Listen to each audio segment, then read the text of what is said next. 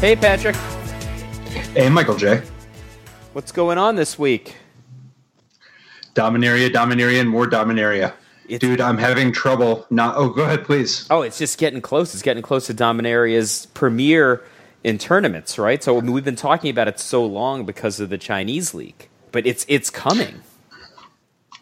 Yeah, I mean, it's sort of already here. I don't even know the difference between pre-releases and release anymore. Yeah. Like, you can just get the cards. Yeah, you could certainly play it in sanctioned tournaments last weekend at the pre-release, but I was thinking more for constructed style. But yes, it's coming soon from that standpoint. Already here from the pre-release standpoint. So there's other stuff that I'm into, but really, in my heart of hearts, I'm telling you, man, Lich's Mastery is just, dude. I can't quit Lich's Mastery, like, thinking about it at all. Like, I think Lich's Mastery is, like, the real thing. Oh, I 1,000,000% agree. So, isn't just, like, Lich's Mastery with, like, if you've got the package of Lich's Mastery and Gideon of the Trials, and the time stop, the final time stop. Yeah. Isn't that just the sickest little, like, trifecta? Like, any two out of the three of them is nuts. Well, like, the Trials and Lich's Mastery together don't give you too much. Of course. Oh, yeah, they do. Oh, yeah. What do they do? So, yeah, let's walk it through it. Okay, so first of all, obviously, Glorious End plus Gideon of the Trials is amazing. Sure. Right? Like, if you have Gideon's emblem, you can just time stop your opponent for 3, which is, like, better than Time Walk. Yep. It's like a Time Walk, but you could also, in theory, do it as, like, a safety valve, a counterspell, a fog. You could do it in the middle of combat or in the middle of a stack. You could do it, I don't know, literally when you, like, there's so many things you could do with Glorious End, but I'll get to that in a second. So, Gideon plus Lich's Mastery, if you've got a Gideon emblem, you can just, if you take any damage or pay any life, you can just sacrifice Lich's Mastery to itself and get out of it. Oh my gosh. The Gideon emblem saves you from the Lich's Mastery lose the game. Right? Oh, wow. You can just get out of it. Right. So, and what's more, if you have a Gideon emblem, now it doesn't save you against, you have to have a Gideon to stay alive. So it's not like there's no condition, but it's actually just really easy if you need to get out of it. Like you could just, like, pay a life from any number of cards. You could activate your Argul's Bloodfast. You could do whatever and then actually get out of it. If it ever came to that. I don't think it really will that often. But it's nice to have options. And then what's more, if you have Glorious End with Lich's Mastery, they actually combo together like 7 different ways. Like, if you have Glorious End, so to start with, if you just play Gideon on 3 and Glorious End on 4, you can, like, it's like an accelerator for time walking you closer to Lich's Mastery early. But that's just like, that's nothing. The real thing is... I love how you're characterizing this super flexible, fast, fog counterspell time walk as nothing. So that's not... But if you have a Lich's Mastery... so let's say you have 9 mana. If you drop Lich's Mastery, you can just Glorious End your opponent on their upkeep so that they don't even really get a turn. Like, their turn just ends. Now they're going to have their mana open, so if they're playing a counterspell deck, you have to, like, fight through all that. But, like, you get to deny their draw step, their ability to play sorceries, planeswalkers, creatures with haste, creatures at all. Right, like, you get to shut out an awful lot of stuff. Any potential Hour of Revelations or River's Rebukes, any of that. You just Glorious End on your opponent's turn, which ends the turn, And then at the beginning of your next end step, you lose the game. But the thing is, if you have a Lich's Mastery, you don't lose the game.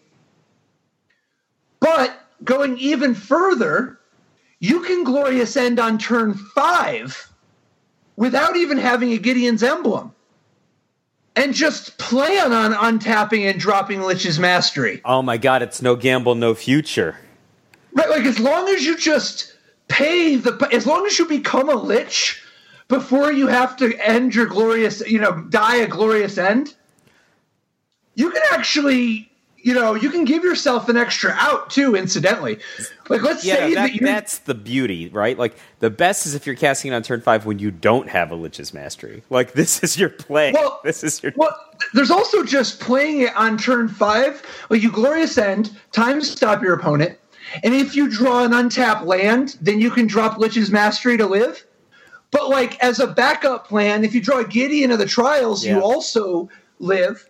And what's more, you might have another glorious end in your hand. If you have another glorious end in your hand, you can actually, push it down the line. You can end the turn down the road. You can just end your own turn, go to your next turn, and give yourself a new draw step to try to draw that untapped land or a Gideon. Yeah, I like it. Dude, Glorious End seems so sick. And that's, obviously, if you just play Glorious End and Lich's Mastery in the same turn, goodness.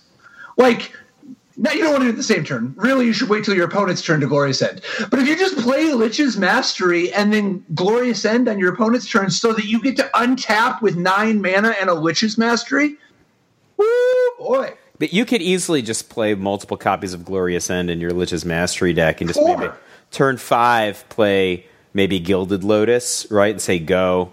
And then you just Glorious End time walk them on upkeep, untap, and then just land Lich's Mastery with 2 open to do whatever, right?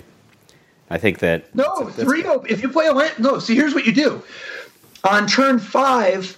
First of all, if we're going to Magical Christmas Land, let's say on turn 3 we play the artifact that taps the Orazka Relic. Yep. So that on turn 4 you play the Lotus, and then you Glorious End your opponent on their turn, so they don't get their 4th turn. And then when you untap, you have 9 mana if you play a land. You have 10. You have 9 mana if you play a land, so you can actually drop Lich's Mastery and then Glorious End them again. And then just untap and win. Just go off. Maybe gain a little life at some point. After you untap, you should start doing that. I think Implement of Improvement is kind of sweet. I think Battle of the Bridge is an interesting option. Yeah, Renewed Faith is very desirable. Dude, I think this deck is going to be this just seems crazy. Like Mardu Middle? I have no idea what Mardu Middle means. It's Mardu, right? It's the middle. It's not like extreme. I mean, I don't know. It's not a combo deck. It's not a beat. No, this is going to be a combo deck. Oh, it's a combo deck. There's no beatdown about it. I mean, sometimes Gideon will attack, but it's a combo control. Yeah, Gideon will do some work, but I'm talking combo control. There's some board control elements with Fumigate and Vraska's Contempt, but I'm just going to be I don't know, just going nuts with just gaining life with Lich's Mastery in play. It seems gross. Oh, I mean, the thing about Lich's Mastery that just keeps getting me over and over again is I just keep catching myself. I'll just do mental models what would I do in this situation? What would I do in this situation? And then it just dawns on me that I still have my draw step. Or it just dawns on me that I still have my graveyard. Or it just dawns on me that I can play more than 1 card per turn. Because the way this card is structured, you would think that you don't have your graveyard. Or you would think that you can only play 1 card per turn. Or you would think that you don't have your draw step. Because how is it possible that you have all of those things? Here's one for you, man. You got Lich's Mastery in play, and your opponent plays River's Rebuke. And then with the trigger on the stack, you end the turn. With the trigger on the stack, you end the turn. I don't know. I mean, you could Glorious End in response to the River's Rebuke. That's probably enough. I was thinking if there's some cute thing like, can you you can't cast out your own Gideon if with River's Rebuke on the stack, can you? Because that would be insane. Right? Like, cast out your own Gideon and then pick up Lich's Mastery and then cast out at the same time, but Gideon's there to save you. You can't do that. That would be dope, though. No, you can't, but that would be dope. That would be my number one favorite. Yeah, you probably just, once you're at that spot, you might as well just go ahead and Glorious End in response to the River's Rebuke, but I don't know, man. Maybe there comes a spot where you just, I don't know. I don't know. I think that we are in for an interesting Necro summer this year. It's going to be interesting to me how many different kinds of Lich's Mastery decks there are going to be at the beginning versus how many different kinds of Lich's Mastery decks there are at the end. Like, if you look at maybe, Bob's Chicago, like, of the different kinds of Necro decks, like at Bob's Chicago, there were a ton of different really good Necro decks, right? You played a free spell Necro deck. Craig Wesco and Brian Davis played a different free spell Necro deck. Then there was Skull Catapult. There was like the Vestiges of Tricks, and then there was even that Necro Tinker deck that Patrick Johnson and John Schuler played. But then by the end of that season, the number of Necro decks had substantially constricted. Maybe 2 kinds of Necro decks, really 1.5 at that point. Yeah, 1.5 at most. Yeah, dude, I can't believe Lich's Mastery. This is like a $2 card or something from now. But like, dude, Lich's Mastery in Modern with Nourishing Shoal. Oh. So is the goal in Modern just to get the Lich's Mastery down and then you Shoal and you just combo off with some kind of crazy free spell stuff at that point? Yeah, like I think you can play like Soul Spikes and Nourishing Shoals. And you just bundle it with like a Shallow Grave Grizzlebrand deck, Is there maybe not? I don't know. Maybe Lich's Mastery is too expensive, but I don't know, man. No, you just whatever resources you need to get it down, right? You're talking about Modern. You just get it down, but you just got to be able to go once it's down. Here's a mana base for you, man, to think about. Here's a mana base: 4 Renegade maps. 4 Spire of Industry, however many Gilded Lotus. If you want it, you have access to like the Pyramid or whatever. You can actually just play like 1 mountain to support, as many time stops as you want. A single mountain is all you need. You don't even have to like mess up your mana. Just Glorious End off of 1 mountain. And what's more. Well, it's 4 maps, but it's also 4 Spire of Industry, and it's the Gilded Lotus. Will you play Wilds is the question I have. Because I think Wilds is good with Lich's Mastery. No? No, I don't even want to play Wilds. Comes into play tapped. I think maybe you could play the Evolving Wild, but I don't think so, man. I don't know. I don't think so. I think this is going to get real crazy, man. I'm saying, though, that I think you could, if you wanted, I think you could also just play blue and green. If there are any blue or green cards that are like good enough to play, if there are any that you want to play, I think you could just play 1 island or 1 forest or both. Well, I think ramp cards are really hyper synergistic with Lich's Mastery, right? Like Gift is really good with Lich's Mastery, for example. It's good before because it gets you there, and it's good after because it gains 3 life. That seems okay. Yeah, that seems okay. I mean, I think getting there is half the battle, right? And if you need to reliably already have green in order to like do your ramping, if you're going to go that route, but that might also just give you a bunch more fixers. You can also just play Hour of Promise. Yep. Like Hour of Promise does some sweet things, and it sounds funny, but if you like, I don't think it's out of the question to play Crypt of the Eternals. I kind of love Crypt, but I kind of am like, in a green deck. Because Crypt works best with Hour of Promise, right? And it's like, it's so cute. You're like, I'm doing this. I'm getting these things, and I'm getting 2 extra cards. I'm getting 2 more extra cards. But like, I I think that the crypt not being a desert is sort of brutal. That's the real problem. I mean, how many crypts will you play? 2 or 4? That's the question. Probably 0. No, in my heart of hearts, I think the answer is 0. Like, I think crypt is a really cute sequence to go into. Like, you know, I'm not saying it's not cute, but I mean, 4 crypt. I mean, how many lands are we at now? Dude, I don't think I'm gonna play any. Yeah, I mean, all right. I think we're in agreement then. Like, yeah. So here's a possible little ditty for your Lich's Mastery. What if you're playing some kind of a Cabal Stronghold deck? You know, like you're mostly mono black, maybe all mono black, and you're playing the Final Parting as your tutor. And I kind of think that Razaketh's Right or the Mastermind's Acquisition is more likely to be the tutor of choice for Lich's Mastery deck. However, if Final Parting's got some interactions that are worth calling out. Final Parting's the 3BB search. It's Diabolic Tutor plus Entomb. And so, like, you can, like, search your deck for 2 cards, put one of them in your graveyard and one in your hand. So, like, you can, at a baseline, you can do stuff like go get whatever the best fatty is and Liliana, right?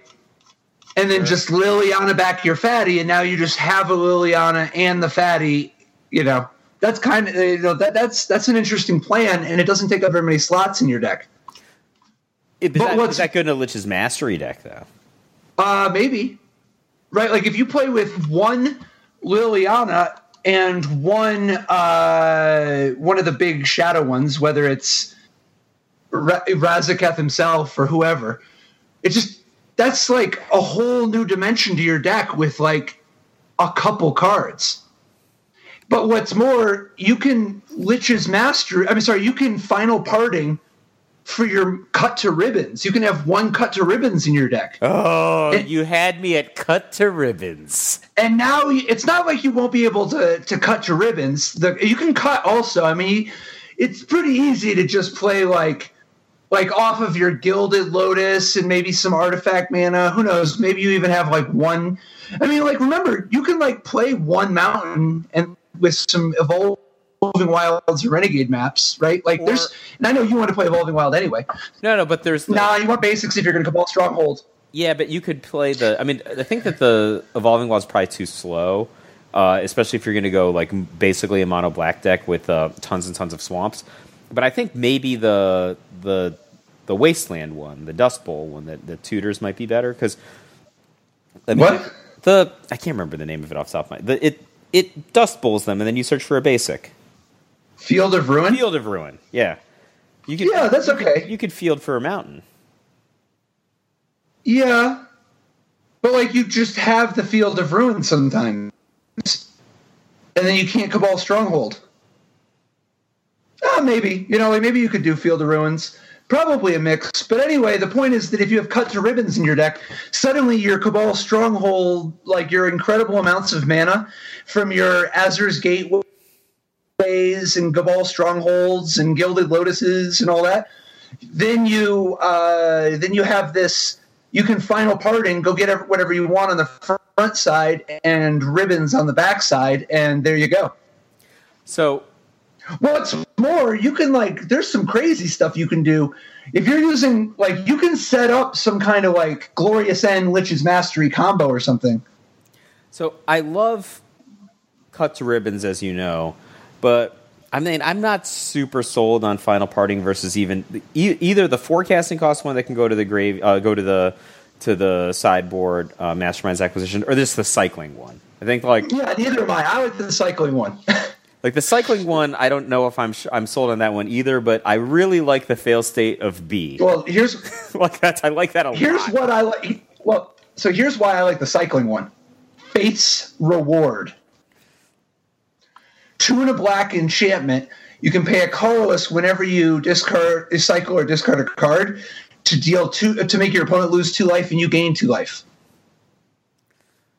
Oh, wow. So if you have Lich's Mastery, Yeah, it's the Black Drakehaven, right? So if you've got that in play, well, first of all, it's probably just a good card, right? You could just play it and beat some people with it. But separately, if you've got Lich's Mastery, then every cycling card in your deck is basically, I don't even know what to describe it as. Yeah. What's Ancestral Recall and they lose 2 life? I think that you could probably get away with winning some but you have to pay mana, I guess. You have to pay the one, and then whatever the cycling cost is. But that means that you have all these uncounterable 2 and 3 mana cards that draw 3 and deal 2 to your opponent. Well, the thing is, if you've got resource generation cards that are there to like enable additional cycling payments, or even just to get Lich's Mastery in play, for example, Treasure Maps, Azor's Gateways, Gilded Lotuses, etc.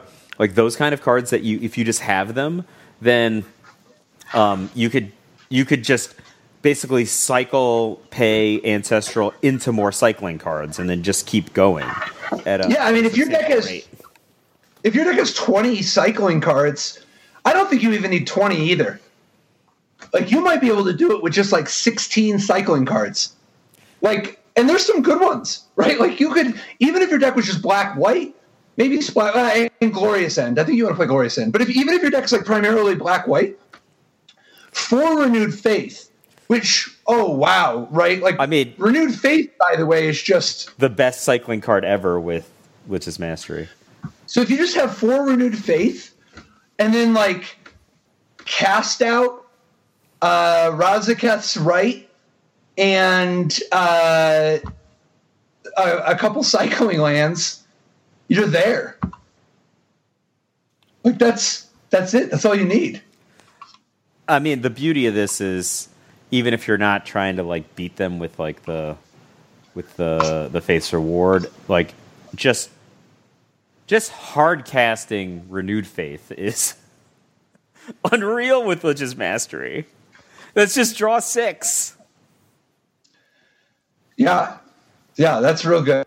Also, Fumigate. By the way, unbelievable. Mastery.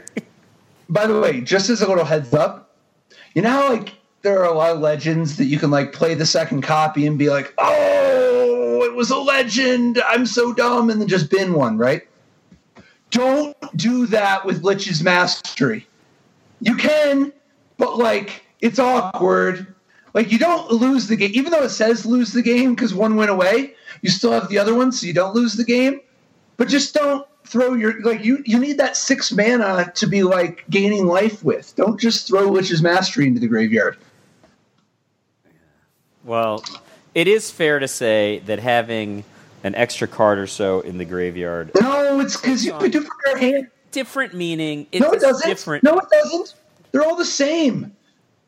But when you have Lich's Mastery, you can also just discard cards from your hand. You can exile cards from your hand. Yes, I agree. In the specific case of casting a Lich's Mastery when you have a Lich's Mastery, I agree. However, I'm just saying having cards in your graveyard is different when you have Lich's Mastery. I don't want to pay a mana from Evolving Wild just to support a gain 1, the last life. Tell you what, man. Go ahead. I think like transitional removal spells or cards like any cycling cards, right? Things that trade 1 for 1, I do think are highly beneficial. Like I think you're just too focused on the graveyard part, man. I really think that's the least of your worries when you're using Lich's Mastery. Like, I think that once you just untap with Lich's, I think that you just, I don't know. Maybe that's actually a lot of it, you know? Maybe I got to just slow down and be content to just drop Necro and then, like, be drain lifing people. But it reminds me of Throne of Bone Necro. There was this idea early, as you know, this idea early in the Necropotence sort of, like, era when people were first trying to figure out, what does it mean? You know, like when you have a Throne of Bone in a Necropotence, you can just pay a mana to draw a card that's so good. But you can also just pay a mana to do anything else and not worry about it because you're literally a person with Necropotence. Yeah, people didn't like you got other things to do with your mana. That, you know, that they had 19 extra cards. Just like I played Necropotence, that's 19 cards. I'm saying that when you have a Lich's Mastery, you've got other things to be. And I'm not, it's possible. Play Evolving Wild. That's fine. It's a little slow, but it's possible that it's right because you have the mountain anyway. Whatever, that's fine. I'm just saying that, like, if I have a Lich's Mastery as part of my plan, my goodness, is filling my graveyard with an extra card or two not going to be the priority compared to, and here, knock on wood, because I could just see now losing in the finals of the PT by having one card less in my graveyard than I need and having to sack the Lich's Mastery. Patrick, it's going to be just like one of those things where you don't have a Lich's Mastery, you cast the Glorious End on turn 5, and you get the Lich's Mastery sometimes, right? Like, it's just part of the range. Like, this is something I actually am challenged with in Magic, right? When recently somebody asked me, because I guess I'm a guru in this regard. Oh my gosh, how do you beat Boggles with Burn? Is a question I got this week, and I was like, well, you draw a lot of 1-drops. Hope they don't have Leyline in their main deck, or hope they didn't draw it, and then just maybe you went first. Or you landed an Eidolon before they went off on you. And they're like, how do you plan for that? You don't. It's just part of the percentages of the games that you win. Like, you can't control it. But believe me, when you're on the Boggles side, you don't want to see that draw. It's just like that, Sometimes the extra card is going to matter. It's because it's part of the range. Yeah, I just think that sometimes the extra mana is going to matter. I think that the extra mana is probably going to matter more often than the extra card. But the extra card will matter sometimes. Right. So, dude, I don't know, man. In some ways, I'm getting flashbacks to the Aetherworks Marvel, where it's just like, what? What? Really? This is just a real card? Well, it's so efficient. That's the thing. Right, the Marvel, you paid $4, and sometimes you could use it immediately, right? And it had no additional mana cost, and it always got you something. It didn't always get you Ulamog, but it always got you something, right? Like, this is the same. Like, you don't pay any mana. You just do a thing that might have been desirable to do. Like, blowing up all of your opponent's creatures is desirable to do. Oh, did I just draw 5? That was cool. Dude, Approach of the Second Sun, man. Yeah. Just draw 5 cards, and man, are you not going to have to wait that long. How about drawing 7 cards? Drawing 7 cards. It's like, dude, it busted. Yeah, I think this card will change how Magic is played at the standard level at a minimum. Like, all the things that we think are busted, important, interactive, non-interactive right now, the paradigms that we have to build our decks around are just going to be different. Like, either you're going to be like, this dude's like, I have to be able to counterspell or make somebody pick up something at this point in the game, or I don't even know. I assume that Lich's Mastery decks are going to be able to defend themselves against creature beatdown. Right? That's just my baseline. How are they going to? However they want. Right. Like Vraska's Contempt. Vraska's Contempt. Fumigate. Yeah. Like Cast Out. Like, dude, even just like Moment of Craving. Moment of Craving is going to Battle at the Bridge. Battle at the Bridge is going to be great. Yeah, dude. And then what's more, here's one we should actually probably dive into. Are they going to use, and I know they have access to to Fumigate, but like, one, maybe they also want Phyrexian Scriptures. And 2, is it possible that Phyrexian Scriptures makes it even, is like an important part of the mono black version? So, Phyrexian about why you would want particularly Phyrexian Scriptures in a Lich's Mastery deck. So it's 2 black, put a +1/+1 counter on up to 1 target creature. That creature becomes an artifact in addition to its other types. And then Chapter 2, so on your next turn, destroy all non-artifact creatures. And then Chapter 3, exile all cards from all opponents' graveyards. So there's a few things going on with Phyrexian Scriptures. First, the first ability, it's important. So part of what you're getting is the Plague Wind, not just a Fumigate. And you can do stuff that's like boring, where you do like put a +1/+1 counter on your Gideon, right? Like that works. You can go turn 3 Gideon, turn 4 Phyrexian Scriptures, put a counter on it. But whatever, you're not even really accomplishing much that way, right? But like, you can use Phyrexian Scriptures in your deck with like your Lich's Mastery deck that has like Dreadshade or Jasu Vets Lich Knight or Gonti or Ravenous Chupacabra, any of that stuff, right? If you're playing a mono black version that's actually just like playing a little bit more traditional Necro style, Phyrexian Scriptures gives you the Mutilate that you've been looking for, and it's on a 1-turn delay, but you also don't have to spend any mana on that turn. Yeah, but so you can just draw. Right? Like, it's fine. Like, just putting a +1/+1 counter on your Gifted Aetherborn or something is probably great. Right? Yeah, that's really fine. And now that it's an artifact, it can't actually die to the Phyrexian Scriptures. And what's more, the Phyrexian Scriptures destroying all your opponent's stuff on your 5th turn makes it so that you can actually just in the same turn drop a powerful 4 or 5 cost card, whether it's Karn or it's like a Liliana, whatever you want. You can drop something powerful. And then just bridge, and then just buy yourself time until you drop Lich's Mastery. And then what's more, the Phyrexian Scriptures in the metagame where people are playing the Scarab God and Torrential Gear Hulk is already attractive.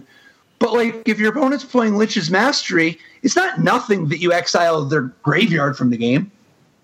That could be a big chunk of their life. Yep. Yeah, I like the idea of Phyrexian Scriptures just as the Mutilate, because if you're not playing, a white version, I think that you can fall behind, right? Like, and even if you've got all these great cards like Moment of Craving or Battle at the Bridge, those are not efficient ways to deal with certain types of threats, right?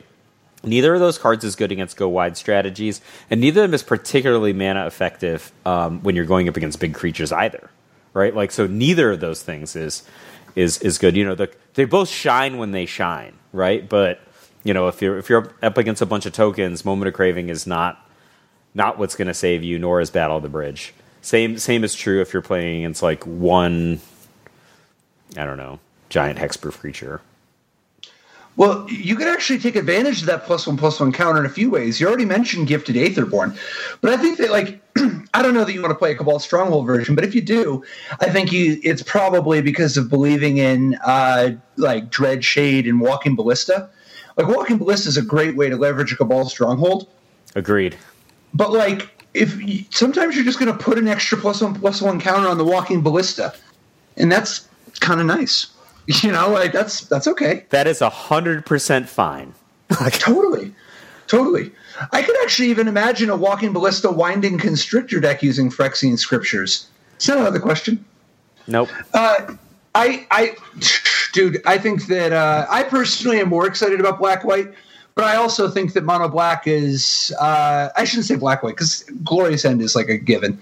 But I'm definitely going to be into exploring Mono Black as well. But there are non-Lich's Mastery things worth sitting up and taking notice about. Dude, how are we going to break Mox Amber? What do you think, man? I don't know. You're not a buyer. I'm just not a believer in Mox Amber. Okay. How about Mox Amber with Zahid, Djinn of the Lamp? I know this Djinn of the Lamp. No. How about Baral, Chief of Compliance? That's got to be a good one, right? I mean, yes, Baral, Chief of Compliance is an excellent man. No, but I'm saying on turn 2, you drop Baral and the Mox Amber. Like you have the Mox Amber already in play. You drop Baral, and then now you can just tap the Mox Amber for a mana and use it to counter something with Essence Scatter or Syncopate or Negate or Censor or whatever. So I was actually That's a really good turn too, right? Yeah, it's an outstanding turn too. I was fantasizing about different sideboard strategies I would have with your mono blue deck, and I was thinking about, all right, so I'm going to defend myself with Baral. What turn do I want to play this? Well, if I play it on turn 3, then I can go Baral Essence Scatter or Baral Spell Pierce, whichever one that I want. That's cool. your Mox Amber situation lets me accelerate that to turn 2, but I have no other legends. Right? It doesn't make any sense. Like, am I just going to play it because of this? Like, you're not going to play Karn? Well, you'd have to be. You have to be in for some other legends. Yeah, I mean, I'm just thinking in the blue deck, Brawl's probably a sideboard card that I'm bringing in against red aggro. Like, I'm not going to bring Karn in that matchup, am I? Like, he's not going to be effective at defending me. No. I think you have to be building your deck for it in the first place. You have to be like, you have to really mean it. Yeah, I really like Mox Amber in the way that you described it with Brawl, or like I guess any situation like that you get just basically a free land drop after you've. Naban is not necessarily the worst. Yeah, I don't know. That's kind of trying hard. But the thing is, like, how many Mox Ambers are you going to play? 4? 1? Like, this is a card that just really punishes you in terms of 3 finishing returns. Like, you know, versus Mox Opal, right? Mox Opal is like. No, I'm sorry. What's the... No, this is still... You still get a Lotus Petal out of the deal. No? I don't know. I think that they probably went a good way in fixing the Mox on this one. Like, what about Traxos? Okay-ish, but it, like... I think break is a strong term for me on this card.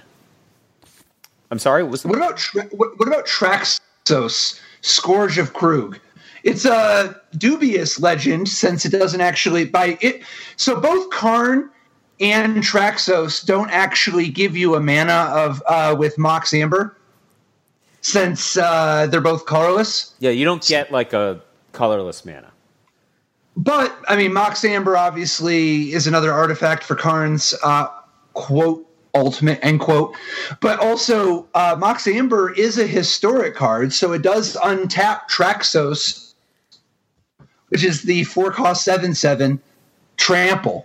And it enters the battlefield tapped and doesn't untap during your untap step. And when you cast a historic spell, untap Traxos. So this is like a real player, right? Traxos? I don't know. He's just big. What?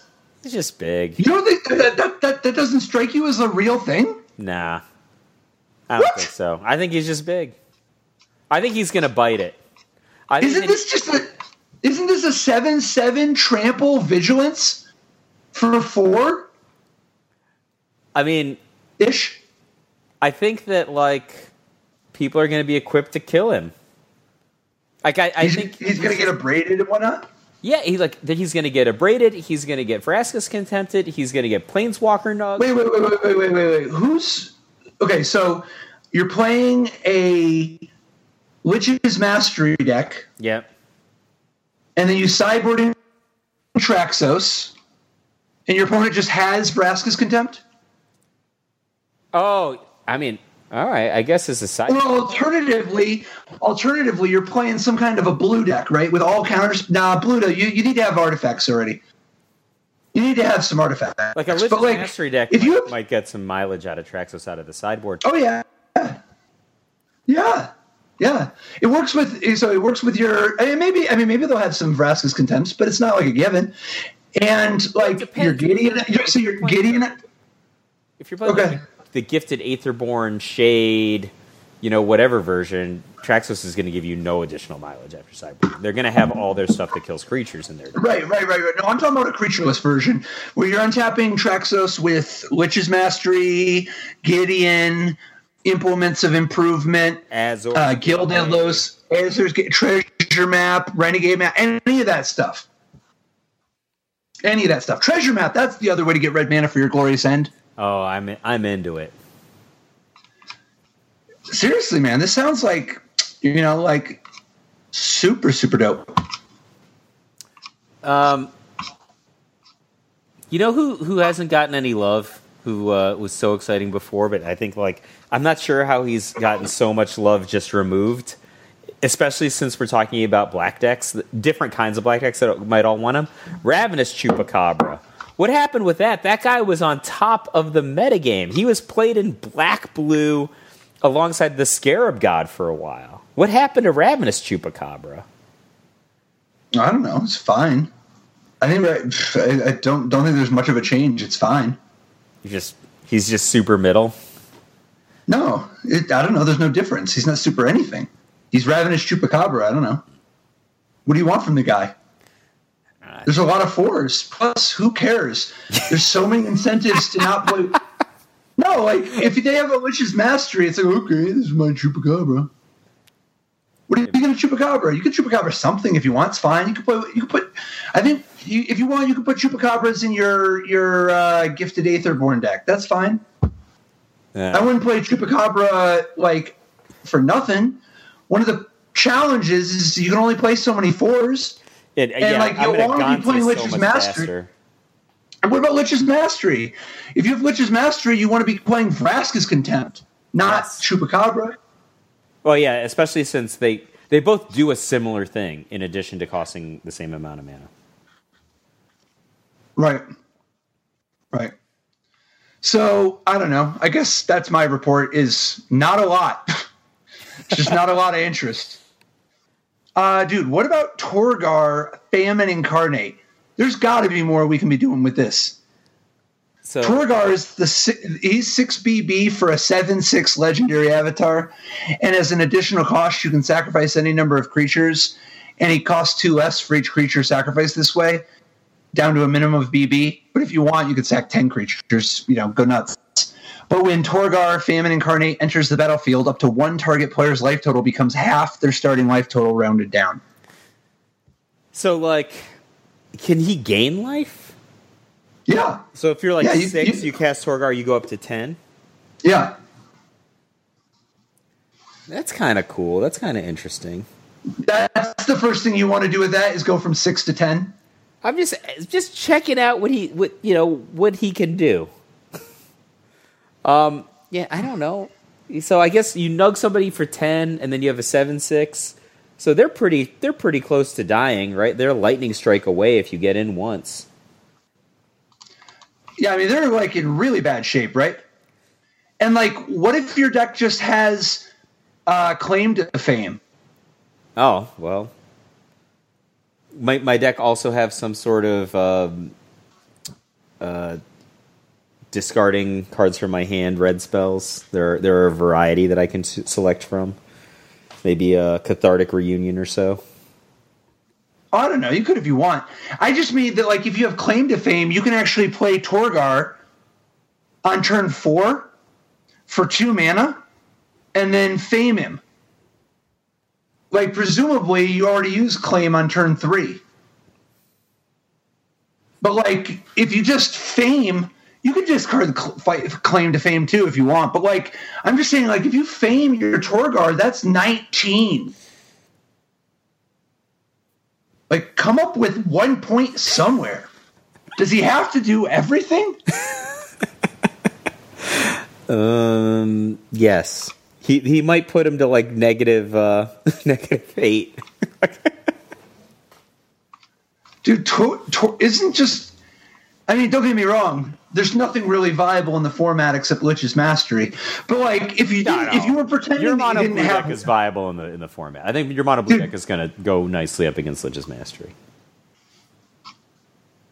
That's my dude. Torgar though isn't this just I don't know. This is a pretty profound effect on the game for 2 mana, right? Well, yeah. I mean, no. It's just you're paying the deck cost, right? You have to create a context where Torgar works, but when you do, yeah, he's a highly impactful card. I mean, I think he's probably going to get a decent amount of work at 8. Well, what if you're just playing a token deck with all the different 1/1 just vampires and servos and thopters and stuff like that? He's the Profane Prince. That seems pretty exciting, right? Yeah, Profane Prince was awesome. But he's taking up a spell slot. I'm just saying that he's a beatdown. I don't know anything about this Profane Prince. I'm just talking to you about Torgar. He's just a 7/6 for 2. I'm saying the Profane Prince was doing a similar You're talking about the Profane Prince. That's so not... That's Westvale Abbey. Westvale Abbey's a land. This is something... This comes down so much faster. All right. Yeah, I mean, I think... He certainly has a very profound effect on the game. He's certainly huge. Yeah, I mean, just crushing them for 10 is... The thing is, if you're beating them down, though, he doesn't crush them for nearly as much, right? Like, so he has diminished. Why are you beating them down? So you just take all this time to set up, and then... It's turn 4. How much time are you taking? All right. That's a homework assignment to check on. But I agree with you. Lich's Mastery is the most exciting thing we can do. All right. Well, we shall see. We'll see where this format goes, but I got a feeling it goes where the Lich goes. I agree, but I will just caveat one thing. Yeah. You could only play one Lich's Mastery deck on your team. And I think that's one of the constraints we're under right now, because the next for a team turn is teams. Yep. Yep. So we'll be forced to explore other deck avenues, even if all the singles tournaments have triple black at the top. Dude, Verdant Sun's Avatar Lich's Mastery. Game!